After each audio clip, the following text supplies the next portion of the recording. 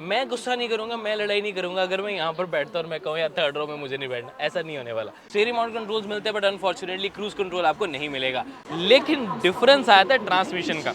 यहाँ पर एक ही मॉडल अवेलेबल है जो कि, और फोल्ड पता है क्या होता है, ये seats with the press of a button all you have to do is boot space increase करने के लिए। एक और इम्पॉर्टेंट चीज़, कई बार रह जाती चीज़ें बताने, तो अब बता देता हूँ। मारुति सुजुकी एक्सेल 6 को बहुत प्यार मिलता है, लेकिन फिर भी लोग पूछते हैं कि भाई एक्सेल 7 इंडिया में कब आएगी। तो आज की इस वीडियो में हम शेयर करने वाले हैं सुजुकी एक्सेल 7 के बारे में डिटेल्ड रिव्यू, प्रॉपर बताने वाला हूँ कि कैसे हमारी एक्सेल 6 से थोड़ी लंबी भी है, क्या क्या इसमें डिफरेंसेस आते हैं, क्या फीचर्स का फर्क है, और आपको जानकर खुशी होगी कि इसमें 10 इंचेस की टच स्क्रीन आती है with Android Auto, Apple CarPlay और अलॉय व्हील्स का डिज़ाइन तो आप देख ही रहे हो। तो सारी सच्चाई बताऊंगा, वीडियो को एंड तक जरूर देख लें, एक्सेल 7 की डिटेल वीडियो जाने और चैनल को सब्सक्राइब करना ना भूलें, बिकॉज हम आपके लिए नेशनल इंटरनेशनल कंटेंट दोनों लेकर आते हैं, वो गाड़ियों का, उन गाड़ियों का जो कि इंडियन मार्केट में या तो आने वाली हैं या आ सकती हैं। तो शुरुआत करते हैं एक्सेल 7 के साथ। लाइक शेयर सब्सक्राइब जरूर कर लेना, कार गाइड टीम आपके लिए पूरी मेहनत कर रही है। Starting with the front design, आप देख सकते हो ग्रिल और सुजुकी लोगो जो है ऑलमोस्ट सिमिलर आपको देखने को मिलेगा, बहुत ज़्यादा डिफरेंस यहाँ नहीं आएगा। लेकिन ये जो कलर है ये हमारे इंडियन मार्केट में नहीं आता है। ओवरऑल फ्रंट प्रोफाइल देखेंगे तो आपको एक चीज़ कमी लगेगी कि 360 डिग्री कैमरा यहाँ पर ऑफर नहीं किया जाता, जो कि हमारे इंडियन वेरिएंट में अवेलेबल है। ओवरऑल फ्रंट की जो लाइट है वो डिज़ाइन वैसा ही रहेगा, इंडिकेटर आपको बल्ब मिलेगा, एलईडी डीआरएल, एलईडी हेडलैम्प्स आपको मिल जाते हैं, फॉग लैम्प्स आपको यहाँ पर प्रोवाइडेड है और उसकी हाउसिंग चंकियर मिल जाती है same as the Indian variant. Overall front profile दिखने में ठीक ठाक लगती है जैसी हमारी आती है, बहुत ज़्यादा एग्रेसिव नहीं है। सुजुकी की आदत है थोड़ी ब्लेंड करते हैं व्हीकल्स को, बहुत ज़्यादा हाईलाइट नहीं करते। अब इसके अलॉय व्हील्स देख रहे होगे, चलो आपको वो भी दिखाया, तो फिर आपको इंजन वगैरह के बारे में बता दूंगा। Moving on to the wheels of this vehicle, 18 inches के ऑल ब्लैक, लेकिन एक्चुअल में ये वाले नहीं, वेरिएंट अलग है। जो हमारे पास आते हैं सेम वही अलॉय व्हील्स आते हैं, ये आफ्टर मार्केट आप लगवा सकते हैं। सुजुकी कंपनी कहती है कि हमारे पास ये वाले अलॉयज़ की ऑप्शन है, तो उसे आप कस्टमाइज्ड वे से लगाना चाहते हैं तो लगवा सकते हैं। थाईलैंड में इस तरीके के जो अलॉयज़ हैं उनका बहुत ज़्यादा फैशन है, अलग अलग जगह पे आपको अलग अलग तरह के अलॉय व्हील्स मिल जाते हैं, बट ये बहुत ज़्यादा स्पोर्टी लुक प्रोवाइड कर रहे हैं इस पर्टिकुलर व्हीकल को। Ventilated disc brakes at the front, ground clearance of 180 mm, हमारे पास 200 mm की आती है, इसकी ग्राउंड क्लियरेंस थोड़ी सी कम है एज़ कम्पेयर टू, हालांकि दिखने में उतना लग नहीं रहा बिकॉज ये वाले वेरिएंट में टायर सेक्शन आपको 225/50 मिल जाता है, उस वजह से ग्राउंड क्लियरेंस थोड़ी ज़्यादा है। अगर आप रेगुलर वाला मॉडल देखोगे तो वहाँ पर आपको थोड़ी सी कम ग्राउंड क्लियरेंस नज़र आएगी। हमारे पास यानी कि इंडियन वेरिएंट में आपको 200 mm की ग्राउंड क्लियरेंस मिलती है। ओवरऑल लेंथ की अगर मैं बात करूँ तो हमारे और इस वाले वेरिएंट में सिर्फ 5 mm का फ़र्क आया था, लेंथ में कोई ज़्यादा डिफरेंस नहीं है, लेकिन डिफरेंस आ जाता है थोड़ा सा हाइट में भी, वही ग्राउंड क्लियरेंस टायर सेक्शन की वजह से। तो आपके लिए डायमेंशंस का एक चार्ट लगाया तो फुल कंपैरिजन कर देते आपको एक अच्छा खासा आइडिया हो जाएगा।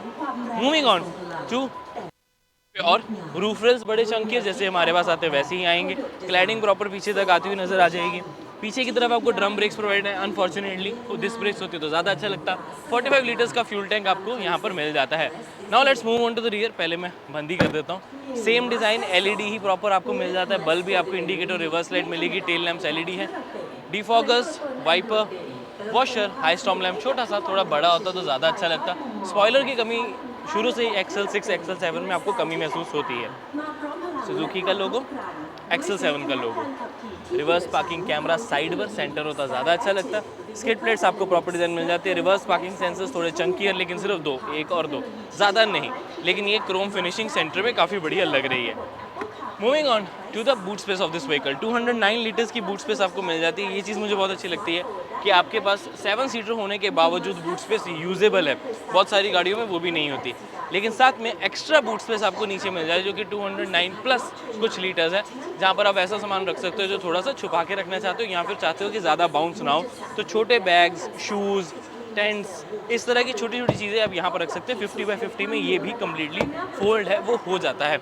और फोल्ड पता है क्या होता है, ये seats with the press of a button all you have to do is boot space increase करने के लिए प्रेस करो और ये पूरा फोल्ड हो तो 508 litres, if I am not wrong, आपके लिए यहाँ पर लिख देता हूँ, थोड़े नंबर्स याद करना मुश्किल, इतनी गाड़ियाँ यहाँ पर हो जाती हैं। 508 लीटर्स की बूट स्पेस इस तरीके से, और अगर आप पूरा फोल्ड कर दोगे तो 840 लीटर्स की बूट स्पेस अप्रॉक्सीमेटली मिल जाती है। अब इसका बेनिफिट पता क्या है, ये देखो 90 डिग्री पे भी फोल्ड हो गया, रिक्लाइन करना चाहते हो रिक्लाइन भी हो जाएगा, थोड़ा रिक्लाइन करना चाहते हो वो भी हो जाएगा, 90 डिग्री तो है ही, और पूरा फोल्ड तो मैंने आपको करके दिखाई दिया। तो ये मल्टीपल रिक्लाइन एंगल से बहुत बेनिफिट मिल जाता है, बिकॉज किस तरह की सिटिंग पोजीशन पर्सन को चाहिए बैठने के लिए या बैग रखने के लिए आप वो एडजस्ट कर सकते हो। तो ये जो कस्टमाइजेशन है ना, इससे आपकी ज़िंदगी बहुत आसान बन जाती है। Let's move on to the interior of this vehicle और उसके स्पेसिफिकेशंस के बारे में बताता हूँ, लेकिन इंजन आपको पहले दिखा देता हूँ। बट बूट स्पेस से मैं खुश हूँ। जितनी भी गाड़ियाँ 7 सीट्स कैपेसिटी के साथ आती है और उसमें बूट स्पेस यूजेबल होती है ना, मैं बहुत फ़ैन बन जाता हूँ उनका। Let's move on to the engine because वहाँ पर डिफरेंस है। चलो अब इसके इंजन की बात भी कर ही लेते हैं। K15B सीरीज़ पहले वाला आपको इंजन मिलता है, जो कि हमारे पास आता है K15C आता है, जो कि थोड़ा सा ज़्यादा रिफाइंड है और तो बहुत ज़्यादा फर्क नहीं आता, लेकिन सेम पावर जनरेट करता है। 1.5 लीटर का natural aspirated engine, 104 bhp, 138 newton metres of torque. लेकिन डिफरेंस आता है ट्रांसमिशन का। यहाँ पर एक ही मॉडल अवेलेबल है जो कि 4 स्पीड टॉर्क कन्वर्टर के साथ आता है, नो मैनुअल एट ऑल, एक ही वेरिएंट अवेलेबल है। हमारे पास 5 स्पीड मैनुअल ट्रांसमिशन और of course 6 speed torque converter तो है ही, जो कि एक मच बेटर ऑटोमेटिक है रेदर देन 4 स्पीड ऑटोमेटिक। लेकिन हमारे पास 3 और वेरिएंट्स है, जैसे कि जेटा, अल्फा और अल्फा प्लस, तो हमारे पास डिफरेंशिएशन मिल जाती है। यहाँ पर आपको एक ही मॉडल मिलता है जो कि थाईलैंड करेंसी में अप्रॉक्सीमेटली हमारे पास कन्वर्ट करके 17-18 लाख का बनता है। बताना चाहूँगा कि प्राइस पे मत जाना यहाँ पर, बिकॉज यहाँ पर buying capacity, production cost, wage वगैरह सब कुछ डिफरेंट आ जाता है, तो ध्यान रखें। को ड्राइवर साइड पे बैठ के आपको इसकी ड्राइवर साइड का पूरा फंक्शन समझा देता हूँ। स्टीयरिंग माउंट कंट्रोल्स मिलते हैं, बट अनफॉर्चुनेटली क्रूज कंट्रोल आपको नहीं मिलेगा। आपको नॉर्मल हेडलाइट्स यानी कि ऑटोमेटिक हेडलैम्प्स नहीं मिलते हैं। रेन सेंसिंग वाइपर्स इस तरफ नहीं है, बिकॉज सिर्फ नॉर्मल वाइपर्स के कंट्रोल है। 4.2 इंचेस की coloured MID provided with analogue ही आपको स्पीडोमीटर और टैकोमीटर प्रोवाइडेड है।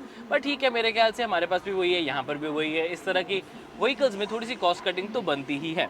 साथ में स्टीयरिंग में आपको नॉर्मल कंट्रोल्स और कॉल डिक्लाइन, ब्लूटूथ वाली कनेक्टिविटी के फीचर्स मिल जाते हैं। पर ध्यान देना, यहाँ पर वॉइस कमांड्स नहीं है, वॉइस कमांड्स हमारे वाले में आते हैं। थोड़ी थोड़ी सी चीज़ों का डिफरेंस आ जाता है। अच्छी चीज़ यहाँ पर मुझे ये लगी कि ये जो 10 इंच की स्क्रीन है, ये काफ़ी फ्लोटिंग डिज़ाइन के साथ आती है और एंड्रॉइड ऑटो, एप्पल कारप्ले के फंक्शंस आपको सारे मिल जाते हैं।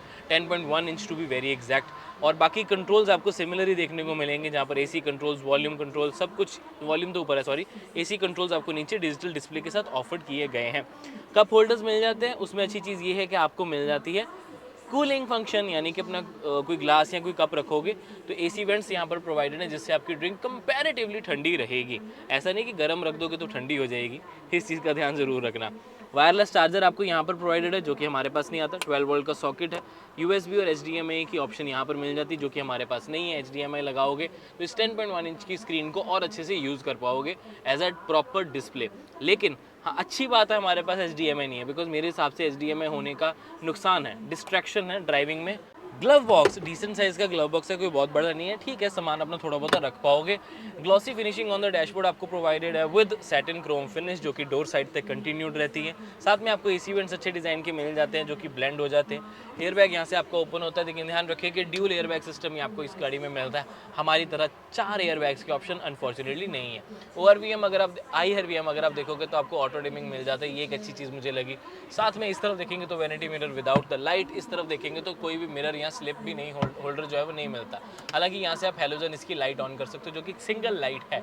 माइक्स आपको यहाँ पर भी देखने को मिल जाते हैं। उसके अलावा सीट्स, एक तो 4 स्पीड टॉर्क कन्वर्टर, वैसे ही दिखने में वैसे ही जैसे हमारे पास 6 स्पीड वाला आता है। सीट्स जो है ये भी अगेन एसेसराइज्ड है, यहाँ पर आपको सिर्फ दिखाने के लिए है कि इस तरीके की एसेसरी वाली सीट्स जो है वो लगा सकते हो। डिसेंट के ना के बराबर की स्टोरेज ऑन द आर्मरेस्ट, ना ही स्लाइडिंग आपको ये मिल जाती है ताकि आप आराम से अपनी एल्बो रख सके।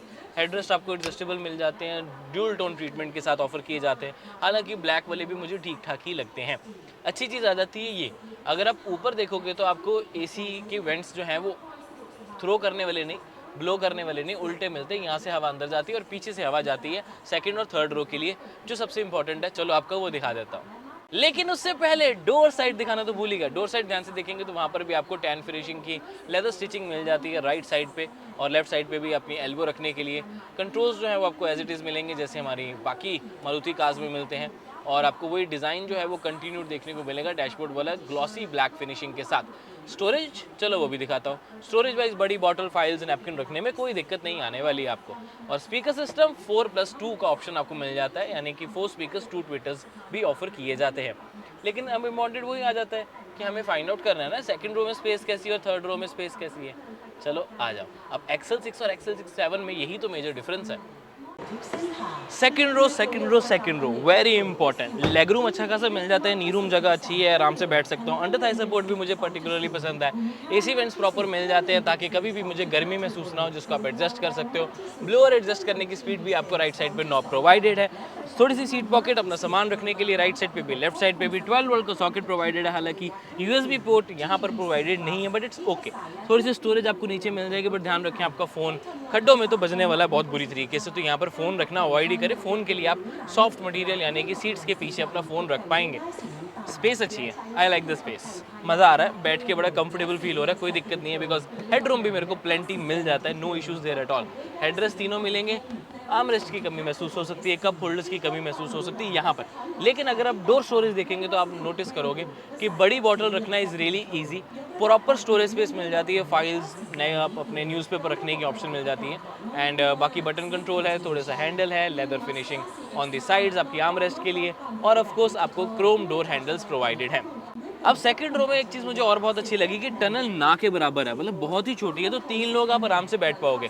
तो अल्टीमेटली जेन्युइनली एक्सेल 7 का फ़ायदा आपको मिलेगा, बिकॉज एक्सेल 6 थी, कैप्टन सीट्स थी, बीच में अब किसी ने बैठना नहीं था।